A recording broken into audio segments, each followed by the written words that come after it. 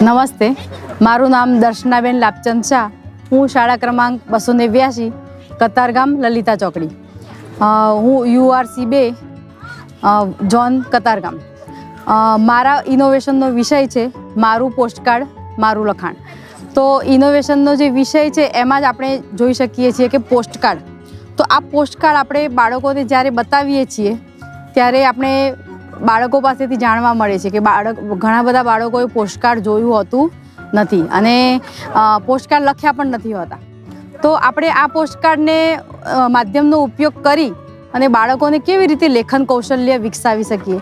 તો મેં શાળાના આચાર્ય તરીકે શાળામાં મેં 50 બાળકો લીધા લક્ષ્ય જૂથ તરીકે અને બાળકોને સમજાવ્યું કે આપણે લેખન કૌશલ્યનું આપણા જીવનમાં કેટલું મહત્ત્વ છે.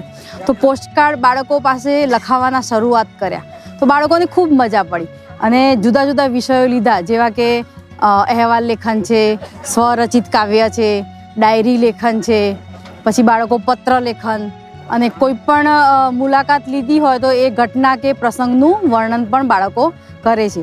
તો બાળકોને અઠવાડિયામાં 2 દિવસ કે 3 દિવસ શાળાના છૂટવાના 1 કલાક પહેલાં હું બોલાવું અને બાળકોને આ રીતે હોલમાં બેસાડી અને પ્રવૃત્તિ કરાવું. તો બાળકો જ્યારે પોસ્ટકાર્ડ લખે પછી અમે આ બોક્સમાં પોસ્ટકાર્ડ નાખી દઈએ અને શાળાની નજીકમાં જ પોસ્ટ ઓફિસ છે ત્યાં અમે નાખવા જઈએ. થોડાક દિવસો પછી પોસ્ટમેન અમારી શાળામાં પોસ્ટકાર્ડ આપે તો બાળકોને ખૂબ આનંદ થાય કે અમારા નામનું પોસ્ટકાર્ડ અમારી શાળામાં આવ્યું છે. સ્કૂલના નામના અમે લખાવ્યા શરૂઆતમાં, પછી બાળકોના ઘરે પણ અમે ઘરના સરનામા ઉપર પણ પોસ્ટકાર્ડ લખાવડાવ્યા. તો આ રીતે કરતાં કરતાં બાળકોમાં ખરેખર લેખન કૌશલ્યમાં સુધારો આવતો જોવા મળે છે. ધોરણ 6 થી 8ની જે અધ્યયન નિષ્પત્તિ છે એ સિદ્ધ થતી જોઈ શકાય છે.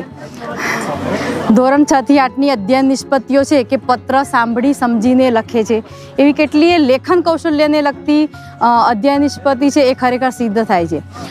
એકમ કસોટી છે, સત્રાંત પરીક્ષા છે, એમાં સ્વતંત્ર લેખન અને મૌલિક લેખનને લગતા પ્રશ્નો પૂછાય છે ત્યારે બાળકો ખૂબ જ સુંદર રીતે લખી શકે છે.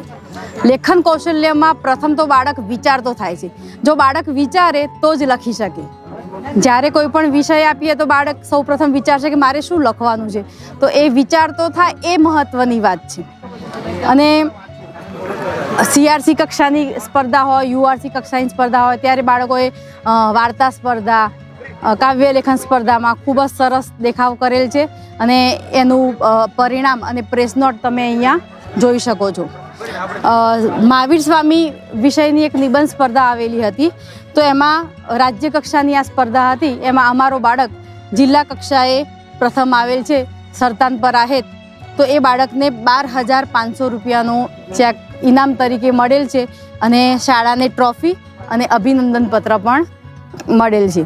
અને આ બાળકોની એકમ કસોટીમાં પણ આપણે જોઈ શકીએ છીએ કે લેખનને લગતા જે પણ પ્રશ્નો છે એ ખૂબ જ સુંદર રીતે બાળકો લખી શકે છે.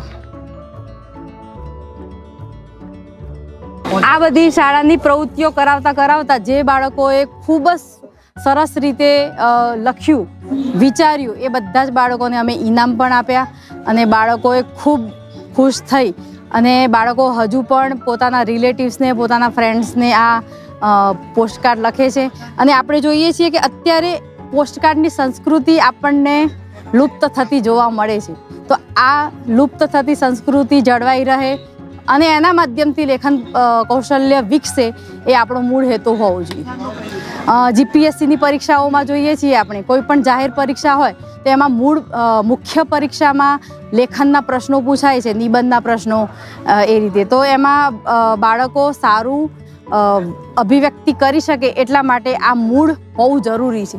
તો પોસ્ટકાર્ડને એક માધ્યમ બનાવી અને બાળકોએ ખૂબ સરસ રીતે લેખન કૌશલ્ય કરી અને સર્જનાત્મકતાનો વિકાસ થયેલ છે. નમસ્તે.